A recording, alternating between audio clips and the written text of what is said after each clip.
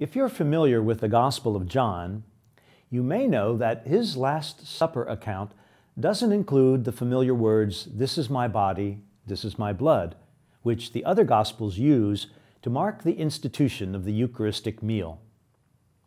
Scripture scholars suggest that the words we hear at Mass today from John chapter 6, "Whoever eats my flesh and drinks my blood," mirrors the words of institution in the other three Gospels.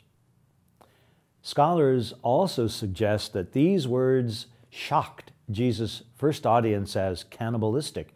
Some in the audience say, "How can this man give us his flesh to eat?" The Christians who remembered the scene no doubt embraced these words. Separated from Judaism by this time, they bonded around Jesus' command to eat his flesh and drink his blood, the actions of their own Eucharistic celebrations. Why have Christians been gathering for the Eucharist since the time of Jesus?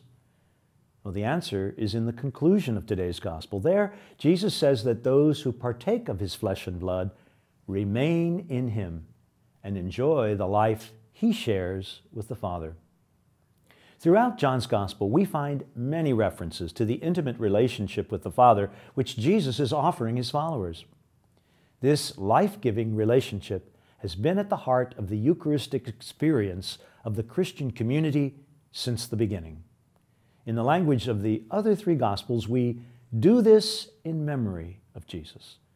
In the words of John's Gospel, we remain in him and he in us.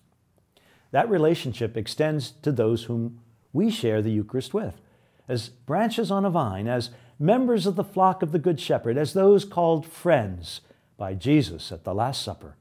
We are united with them around this Sunday's Eucharistic table.